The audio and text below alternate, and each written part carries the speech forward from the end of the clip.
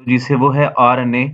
इस आरएनए के अंदर हमने आरएनए का स्ट्रक्चर देखना है। इसके अलावा आरएनए की टाइप्स के बारे में जानेंगे और जो मेजर टाइप्स हैं आरएनए की जिसमें ट्रांसफर आरएनए है, राइबोसोमल आरएनए है और मैसेंजर आरएनए है, हम उनके मुतालिक भी पढ़ेंगे, उनका स्ट्रक्चर भी देखेंगे, उनकी मॉर्फोलॉजी को भी अंडरस्टैंड करेंगे और आरएनए के फंक्शन को भी साथ-साथ हमने लेकर चलना है। तो आरएनए हमारे पास एक जेनेटिक मटेरियल होता है जो कि प्लांट्स के अंदर, एनिमल्स के अंदर, बैक्टीरिया और वायरस के अंदर पाया जाता है। यानी कि आप कह सकते हैं कि वायरस से लेकर प्लांट्स या प्लांट से लेकर वायरस तक जितने भी हमारे पास ऑर्गेनिज़्म हैं, उनके अंदर आरएनए एक्सिस्ट करता है। जो हमारे पास सेलुलर आरएनए होता है, ये एक सिंगल स्ट्रैंडेड होता है। सेलुलर आरएनए यानी कि वो आरएनए जो कि सेल के अंदर पाया जाता है, वो सिंगल स्ट्रैंडेड होता है और ये सिंगल चेन ऑफ राइबोन्यूक्लियोटाइड भी कहलाता है। यानी कि सिंगल स्ट्रैंडेड आरएनए को हम सिंगल चेन पॉलीराइबोन्यूक्लियोटाइड का नाम भी देते हैं। इसके अलावा डियर स्टूडेंट्स हमारे पास वायरस की एक ऐसी टाइप है जिसको रियो वायरसेस कहते हैं। इनके अंदर पाया जाने वाला आरएनए डबल स्ट्रैंडेड होता है।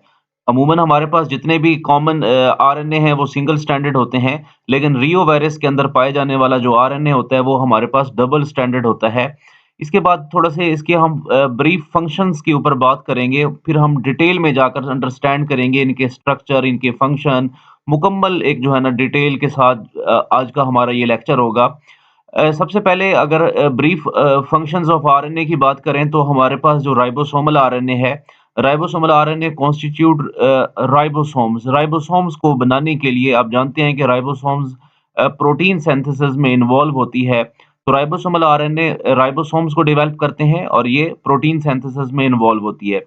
उसके बाद है transfer RNA. Transfer RNA amino acids को एलाइन करता है और मैसेंजर आरएनए का काम यह है कि ये जेनेटिक इन्फॉर्मेशन को लेता है और ये जेनेटिक इन्फॉर्मेशन कहाँ पड़ी हुई होती है? डियर स्टूडेंट्स, ये जेनेटिक इन्फॉर्मेशन डीएनए के अंदर मौजूद होती है। डीएनए से ये मैसेज लेकर आगे जो है ना राइबोसोम्स के पास जाकर प्रोटीन की सिंथेसिस में इन्वॉल्व होता है। ये तो थे इनकी जो है ना मुख्तसर सी जो है ना इनकी फंक्शनिंग। उसके बाद आरएनए और डीएनए के दरमियान हम डिफरेंस देख लेते हैं। आरएनए और डीएनए में जो डिफरेंस है ये 3 बातें जो है ना बुनियादी तौर पर देखी गई हैं। उसमें सबसे पहला जो डिफरेंस है वो शुगर का है। शुगर आरएनए के अंदर राइबोज़ पाई जाती है। डीएनए के अंदर पाई जाने वाली जो शुगर होती है उसको डीऑक्सी कहते हैं। आरएनए के अंदर पाई जाने वाली शुगर राइबोज़, इसके अलावा डीएनए के अंदर पाई जाने वाली जो शुगर होती है वो डीऑक्सी कहलाती है। उसके बाद है नंबर ऑफ स्ट्रैंड्स। इसमें नंबर ऑफ स्ट्रैंड्स यूजुअली हमारे पास सिंगल स्ट्रैंडर्ड होता है, डीएनए डबल स्ट्रैंडर्ड होता है। बेसिस की बात करें तो आरएनए के अंदर एडेनिन पाई जाती है, एडेनिन के अलावा गुआनिन पाई जाती है, साइटोसिन पाई जाती है और यूरासिल पाई जाती है।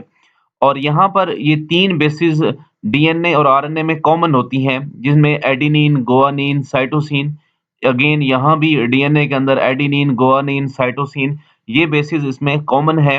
जो डिफरेंस है वो किसका है? वो यू और टी का जो है ना डिफरेंस है।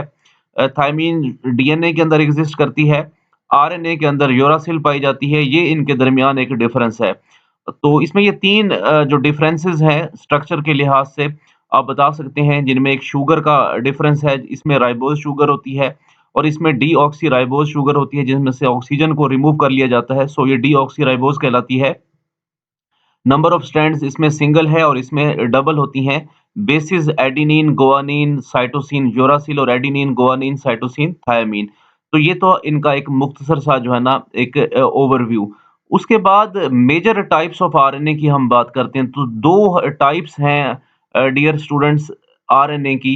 एक जेनेटिक आरएनए कहलाती है और जो दूसरी है वो नॉन जेनेटिक आरएनए कहलाती है। ये 2 मेजर टाइप्स हैं, मेजर टाइप्स आरएनए की। जेनेटिक आरएनए और दूसरा जो है वो हमारे पास non genetic RNA. Genetic RNA का कॉन्सेप्ट देने वाले जो साइंटिस्ट थे उनका नाम था एफ कॉनरैड, जिन्होंने जेनेटिक आरएनए का कॉन्सेप्ट इंट्रोड्यूस करवाया। उन्होंने टोबैको मोज़ेक वायरस के अंदर जो आरएनए पाया गया उसकी उन्होंने ऑब्जर्वेशन की और बाद में उन्होंने इस बात को डिक्लेयर किया कि आरएनए जो कि टोबैको मोज़ेक वायरस के अंदर पाया जा रहा है वो एक जेनेटिक मटेरियल है। यानी कि टोबैको मोज़ेक वायरस के अंदर होने वाले जितने भी जो प्रोसेसेस हैं, यानी कि अगर वो डिजीज काज कर रहा है, प्रोटीन सिंथेसिस कर रहा है, यानी कि जो भी एक्टिविटीज उस सेल से टोबैको मोज़ेक वायरस से हो रही हैं, वो आरएनए कंट्रोल कर रहा है और वो रेप्लिकेशन के प्रोसेस में भी इन्वॉल्व हो रहा है। तो इससे उन्होंने जो है ना एक ऑब्जर्वेशन, एक हाइपोथेसिस डेवलप किया कि आरएनए की जो नेचर है वो जेनेटिक जो है ना वो है, यानी कि वो इन्फॉर्मेशन को आगे भी ट्रैवल करवा सकता है। सो यहाँ से एक टर्म कॉइन हुई जिनमें वो क्या कहलाती है, जेनेटिक आरएनए, ये एफ कॉनराड ने इंट्रोड्यूस करवाई। दूसरे जो आरएनए की जो मेजर टाइप है वो है नॉन जेनेटिक आरएनए, जिसका जेनेटिक्स के साथ कोई ताल्लुक नहीं है। इन्फॉर्मेशंस की मुंतकिली में उनका कोई भी जो है ना कंसर्न नहीं है कि वो एक जनरेशन से दूसरी जनरेशन में मुंतकिली करवाएँ, उस उनका जो है ना वो ये रोल नहीं है। तो जो नॉन जेनेटिक आरएनए होते हैं, they are synthesized on DNA template. DNA template जो है ना इनको क्या करवाता है, सिंथेसाइज करवाता है। न्यूक्लियोलाई के अंदर पाया जाने वाला जो डीएनए होता है वो डीएनए सिंथेसाइज होते हैं डीएनए टेम्पलेट के ऊपर। डीएनए की 2 में से 1 strand as a template work करती है, जो कि कोडिंग स्ट्रैंड, नॉनसेंस, एंटीसेंस वो स्ट्रैंड हमारे पास कहलाती है।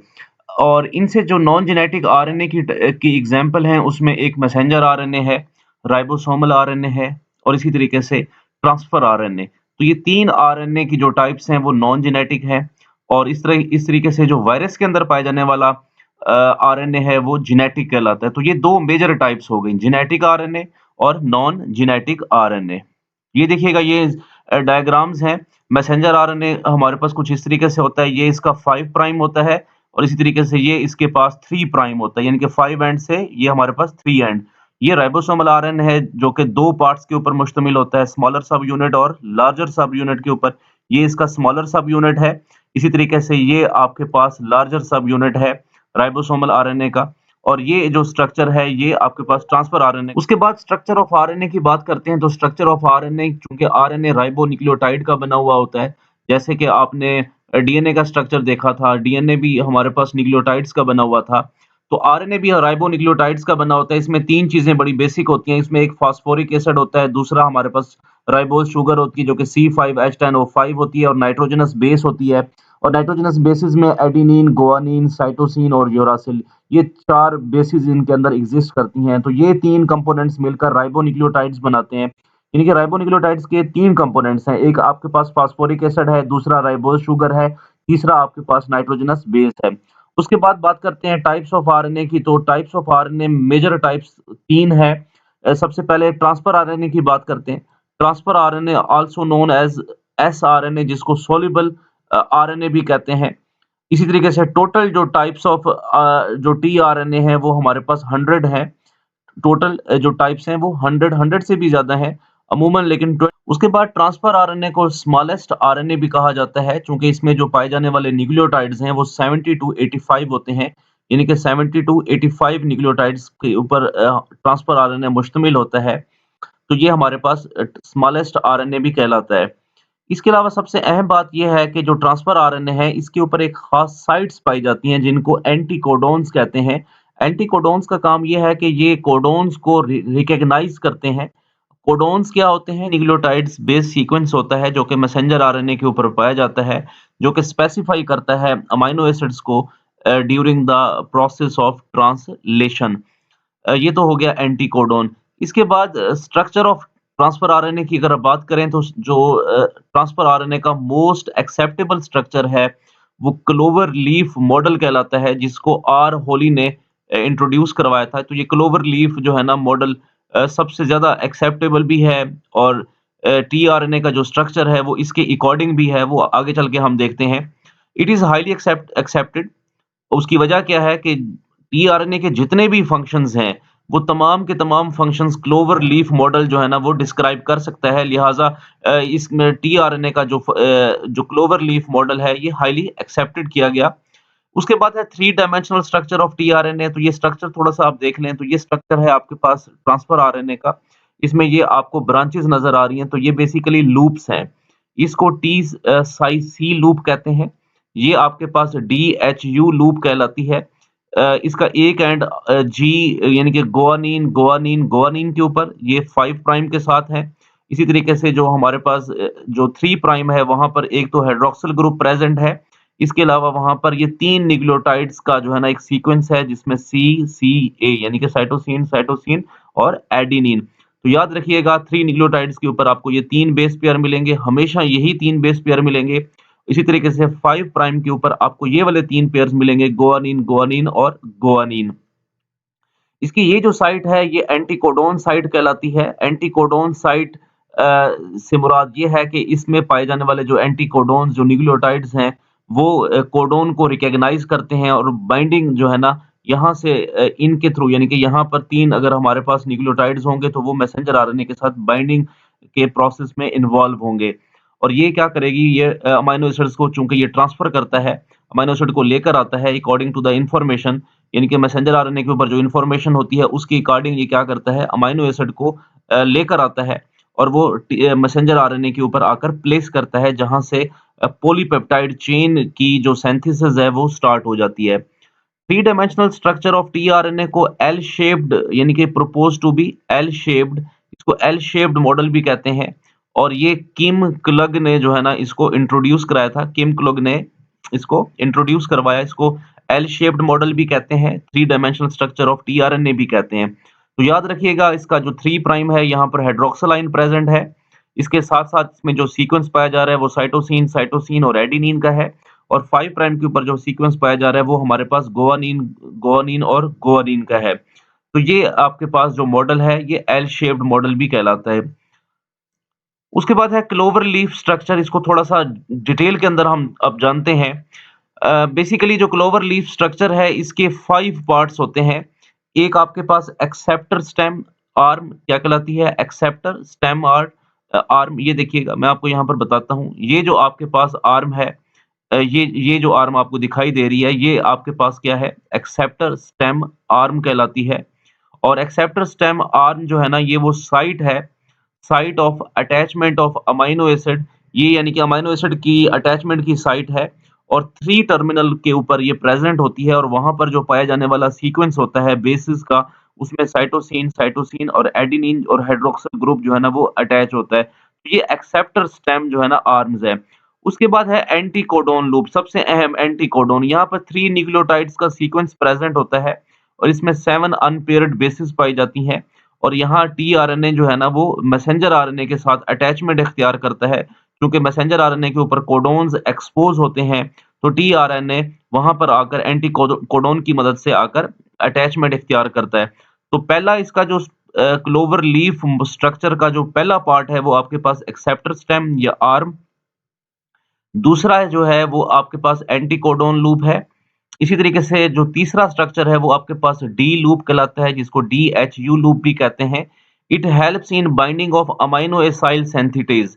ये जो साइट है ये मैं आपको डायग्राम में दोबारा आपको दिखाता हूँ। ये जो साइट है दिस वन डीएचयू, इसकी बात की जा रही है कि ये जो साइट है ये वो साइट है जहां से अमीनो एसाइल सिंथेटेज एंजाइम आकर बाइंड होता है। वो इसलिए बाइंड होता है चूंकि उसने अमीनो एसिड को, प्रॉपर अमीनो एसिड की बाइंडिंग करनी होती है। अच्छा, इसका जो नाम है डीएचयू वो क्यों है, वो उसकी वजह ये है कि इसके ऊपर जो बेसिस होती हैं वो मॉडिफाइड होती हैं, जो कि कहलाती हैं डाईहाइड्रोयूरिडीन, डाईहाइड्रोयूरिडीन। तो डाईहाइड्रोयूरिडीन की वजह से इस लूप को, इस आर्म को हम डी लूप कहते हैं या इसको डाईहाइड्रोयूरिडीन लूप भी कह सकते हैं। इसकी खास बात यह है कि यहाँ पर जो है ना जो बाइंडिंग साइट्स हैं वो किसकी हैं, अमीनो एसाइल सिंथेटेज की। उसके बाद जैसे कि मैंने आपको ऊपर बताया कि जो अगला जो पार्ट है वो है उसका टी साई सी लूप। इसमें ट्रिपलेट जो है ना सीक्वेंस पाया जाता है और ये स्यूडोयूरिडीन का होता है। ऊपर वाला जो था वो डाईहाइड्रोयूरिडीन का था और ये आपके पास क्या है, स्यूडोयूरिडीन। बेसिकली ये जो नाइट्रोजनस बेसिस होती हैं उनके अंदर मॉडिफिकेशंस डेवलप हो जाती हैं। उन मॉडिफिकेशंस को हम स्यूडो, डाईहाइड्रो इनका जो है ना इन नोमेनक्लेचर में यूज करते हैं। तो ये जो साइट है टी साइज सी लूप, ये जो है ना राइबोसोम्स को रिकॉग्नाइज करती है। और इस ये राइबोसोम्स आप जानते हैं कि जब आप ट्रांसलेशन का प्रोसेस पढ़ते हैं तो उसमें 3 साइट्स आपके पास अवेलेबल होती हैं। एक ए साइट होती है, पी साइट होती है और ई साइट होती है, एलिमिनेशन साइट, एग्जिट साइट। और पी पॉलीपेप्टाइड साइट होती है और अमीनो एसाइल साइट जिस तरफ से अमीनो एसिड आता है और यहाँ से हमारे पास अमीनो एसिड पेप्टाइड बॉन्ड बनाते हैं और यहाँ से वो आगे की तरफ मूव करते हैं, एग्जिट करते हैं। तो ये लूप जो है ना वहां पर टीआरएनए के ऊपर एग्जिस्ट करती है। इसके अलावा एक एक्स्ट्रा आर्म जो है ना वो भी इसके अंदर एग्जिस्ट करती है, वो भी मैं आपको ना स्ट्रक्चर के अंदर बता देता हूँ। ये जो आपके पास दिखाई दे रही है, ये जो ये आपके पास एक्स्ट्रा आर्म कहलाती है। ये डी साइट, ये आपके पास टी लूप कहते हैं, इसको एंटी कोडॉन कह दें, और ये आपके पास क्या कहलाती है, जो है ना एक्सेप्टर स्टेम या फिर एक्सेप्टर आर्म जो है ना कहलाती है। तो ये तो इसका स्ट्रक्चर था टीआरएनए का, जो कि मैंने आपको डिटेल में बताया। अब हम मैसेंजर आरएनए का स्ट्रक्चर समझते हैं।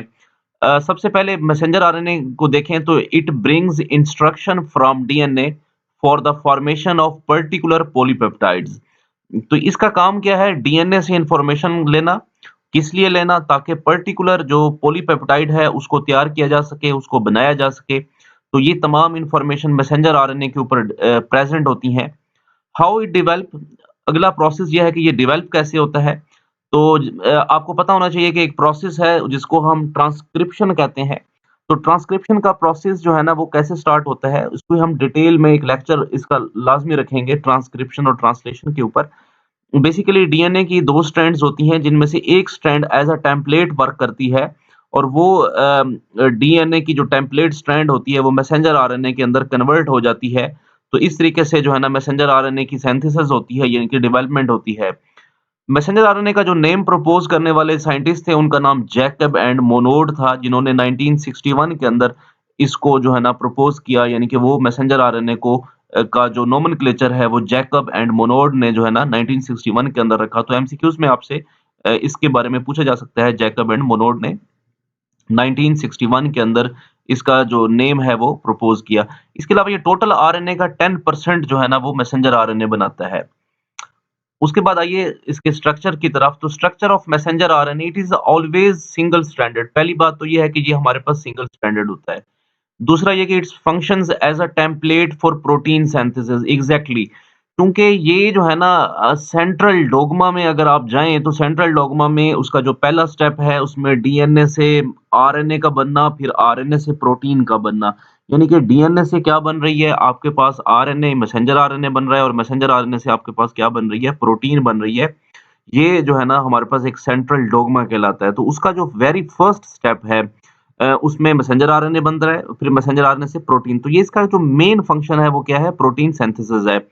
इसके अलावा इसमें जो है ना सेट ऑफ 3 न्यूक्लियोटाइड्स पाए जाते हैं मैसेंजर आरएनए के ऊपर, जिनको कोडॉन्स कहते हैं। ये मैंने आपको ऑलरेडी भी बताया है। इसके अलावा primary region of messenger RNA, primary region जो मैसेंजर आरएनए के हैं उनके ऊपर हम बात करते हैं। तो सबसे पहला है 5 प्राइम के ऊपर यूटीआर। यूटीआर इसलिए कहते हैं कि ये अनट्रांसलेटेड रीजन होता है, इसके ऊपर इंट्रॉन्स पाए जाते हैं। तो ये अनट्रांसलेटेड रीजन होता है। Sequence of nucleotide which does not code any amino acid, इसको हम अनट्रांसलेटेड रीजन कहते हैं। यानी कि इसमें जो न्यूक्लियोटाइड्स पाए जा रहे हैं वो किसी भी अमीनो एसिड को ट्रांसलेट नहीं करते, वो आपके पास यूटीआर या अनट्रांसलेटेड रीजन कहलाएगा। बैक्टीरिया के अंदर ये रीजन जो है ना उसमें ये वाला सीक्वेंस पाया जाता है, adenine guanine guanine, adenine guanine guanine uracil. ये सीक्वेंस जो है ना जो बैक्टीरिया के अंदर पाया जाता है, जो कि आपके पास क्या कहलाता है, 5 यूटीआर।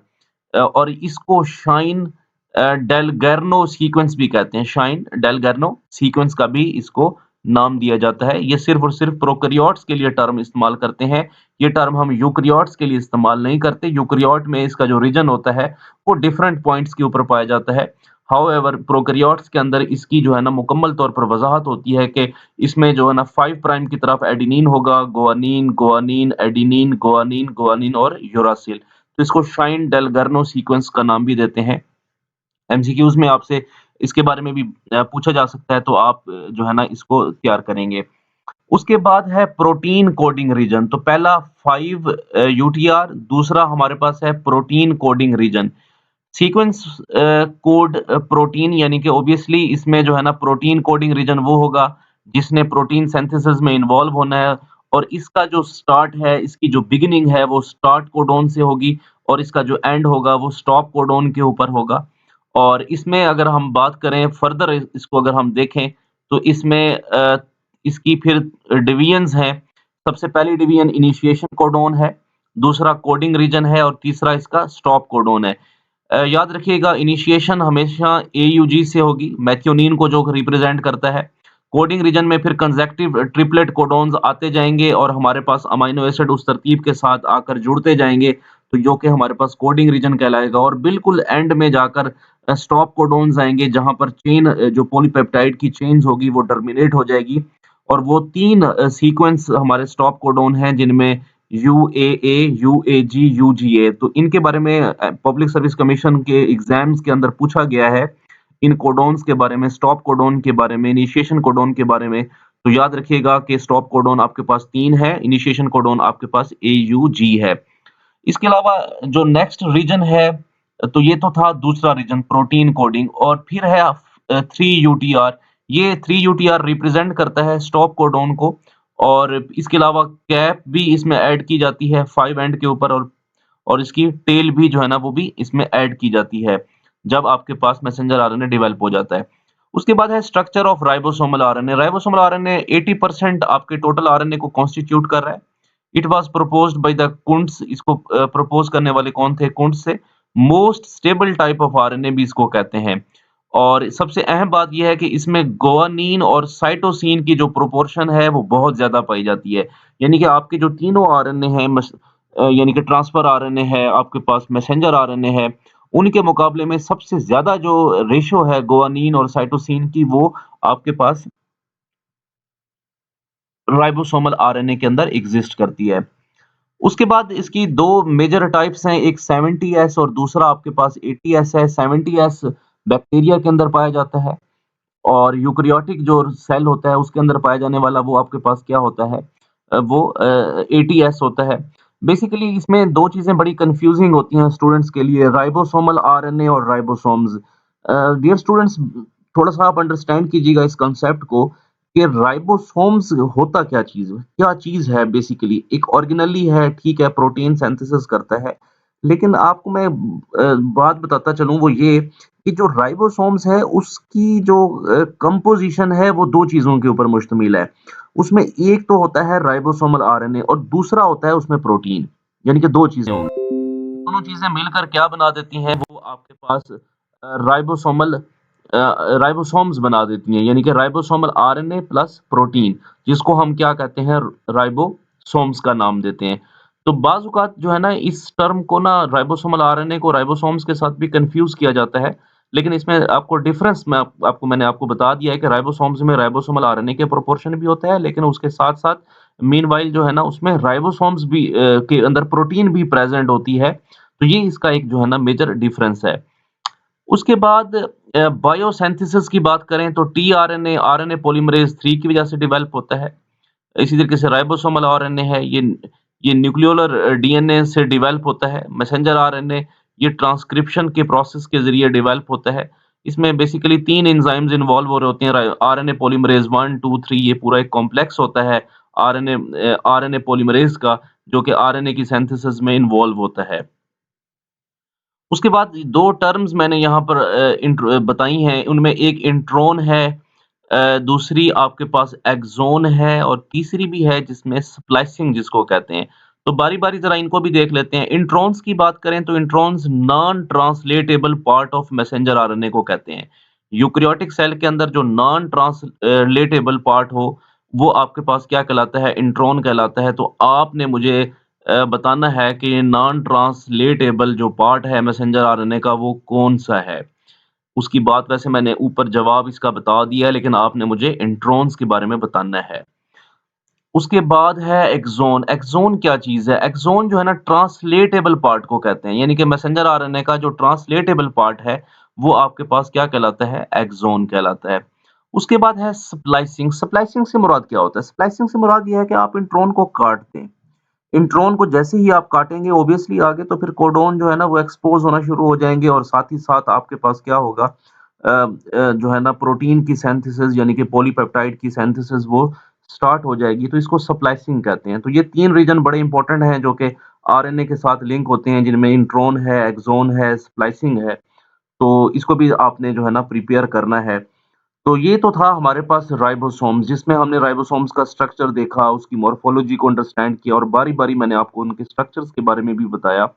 तो इनके काम जो है ना वो डिफरेंट है। मैसेंजर आरएनए का काम मैसेज को लेकर आना, डीएनए से साइटोप्लाज्म के अंदर प्रोटीन सिंथेसिस में इन्वॉल्व करवाना। राइबोसोमल आरएनए वो भी प्रोटीन सिंथेसिस में इन्वॉल्व होता है, वो साइट्स प्रोवाइड करता है जिनमें ए साइट है, पी साइट है, ई साइट है। टीआरएनए का काम मैंने आपको बताया है कि उसने अमीनो एसिड को पकड़-पकड़ के लेकर आना है according to the exposed codon. ये तो था आपके पास आरएनए।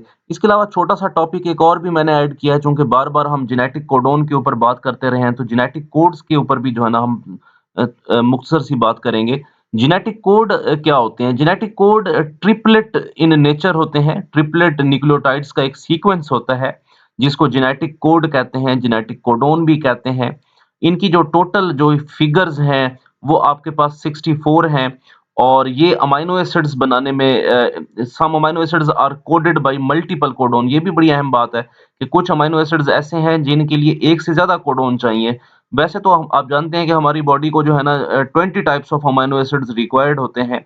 लेकिन तो 20 टाइप्स ऑफ अमीनो एसिड अगर रिक्वायर्ड हैं तो कोडोन भी 20 होने चाहिए थे, मगर नहीं, बल्कि वो कितने हैं 64। तो इसका मतलब ये है कि एक जो है ना अमीनो एसिड को सम टाइम मल्टीपल कोडोन्स भी क्या कर रहे होते हैं, एक्सप्रेस करवा रहे होते हैं। तो इसलिए जो है ना ये इनकी जो तादाद है वो 64 है। Theory of triplet nature of codon, एक थ्योरी है जिसका नाम है ट्रिपलेट नेचर ऑफ कोडोन। ये एफएचसी क्रिक ने जो है ना इसको इंट्रोड्यूस करवाया था। एचजी खरोना और ये क्रिक इन्होंने मिलकर इसके ऊपर वर्क किया था। उसके बाद है इनकी प्रॉपर्टीज। सबसे पहली प्रॉपर्टी ये है कि ये ट्रिपलेट होते हैं। दूसरा ये कि यूनिवर्सल होते हैं। यूनिवर्सल से मुराद ये है कि वायरस से लेकर प्लांट्स तक, प्लांट से लेकर एनिमल तक, आप जहां तक मर्जी चले जाएं, ये कोडोन्स जो है ना ये क्या होंगे, वो यूनिवर्सल होंगे। नॉन ओवरलैपिंग होते हैं, नॉन एम्बिगुअस होते हैं, बड़े वाज़ेह होते हैं। यानी कि जो आपके पास कोडोन जो है ना एक्सपोज होगा, वो उसने वही अमीनो एसिड डेवलप कर अमीनो एसिड बनाने में उसने इन्वॉल्व होना है। यानी कि एंटी कोडोन जो ट्रांसफर आरएनए के ऊपर मौजूद होगा, वो उसी किस्म का अमीनो एसिड लेकर आएगा और अटैचमेंट इख्तियार करेगा। सो ये वेरी क्लियर होते हैं, एम्बिगुअस इसमें कोई भी नहीं होता करैक्टर। इसके अलावा स्टार्ट कोडोन होता है और एंड में स्टॉप कोडोन होता है।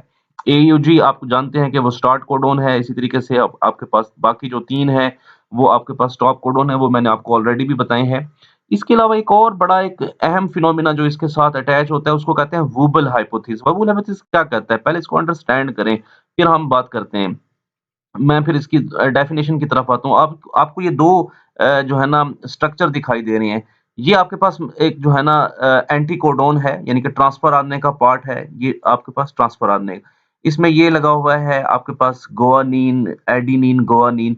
ऑब्वियसली यहाँ पर जो कोडोन एक्सपोज़ हुआ है वो है हमारे पास सीयूसी, यानी कि सी के सामने जी, यू के सामने ए, सी के जी, यानी कि इनके दरमियान हाइड्रोजन बॉन्डिंग बनेगी। ठीक हो गया? ये तो एक नॉर्मल सी बात है। अब वुबल इफेक्ट क्या कहता है? वुबल इफेक्ट कहता है कि ये जो दोनों आपके पास बेस पेयर्स हैं, base pair number 1, base pair number 2, ये दोनों जो है ना ये तो नॉर्मली बिहेव करेंगे।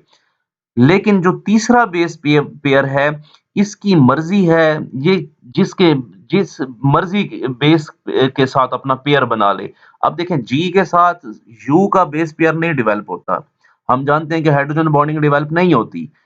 जी का पेयर बनेगा सी के साथ, मगर यहाँ जी का पेयर किसके साथ बन रहा है? यू के साथ बन रहा है। यानी कि वो कहता है कि पहले 2 तो बिल्कुल एग्ज़ैक्ट होंगे। यानी कि उसके अकॉर्डिंग, यानी कि आप यूँ समझें कि आपका जो अमीनो एसिड जो डिटरमाइन हो रहा है, वो इन 2 बेस पेयर्स के ऊपर जो है ना डिटरमाइन हो रहा है। वो कहता है तीसरे का कोई भी रोल नहीं होता, लिहाज़ा तीसरा जो है ना फ्री होता है। वो जिस मर्ज़ी के साथ अपना बेस पेयर बना ले, जिस मर्ज़ी के साथ अपना जो है ना जोड़ा बना ले। इस चीज़ को वुबल पेयरिंग कहते हैं, वुबल इफेक्ट कहते हैं, वुबल हाइपोथेसिस कहते हैं। यानी कि third position of codon does not effect on the expression of codon. यानी कि जो थर्ड कोडोन का जो बेस पेयर है, वो जो है ना आपकी जो है ना एक्सप्रेशन के अंदर किसी भी किस्म की इन्वॉल्वमेंट नहीं करता। यानी कि एक्सप्रेशन में जो इन्वॉल्वमेंट है, वो इन 2 बेस पेयर्स की होती है।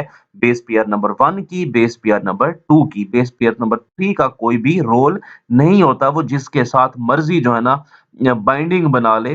तो इसमें सम टाइम कहा जाता है कि हाइड्रोजन बॉन्डिंग डेवलप होती है और सम टाइम जो है ना वो हाइड्रोजन बॉन्डिंग को भी नेगेट करते हैं।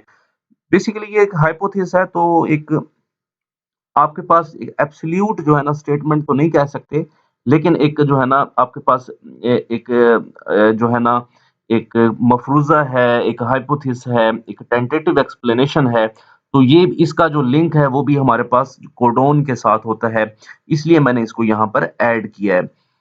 आपके अगर कोई क्वेश्चन होगा तो आप काइंडली मुझे जो है ना इनबॉक्स करें, और मेरी ये कोशिश होती है कि अपने तमाम स्टूडेंट्स को बरवक़्त जो है ना मैं आंसर करूँ और बरवक़्त उनके जो भी उनके जो प्रॉब्लम्स हैं उनको रिज़ॉल्व करूँ।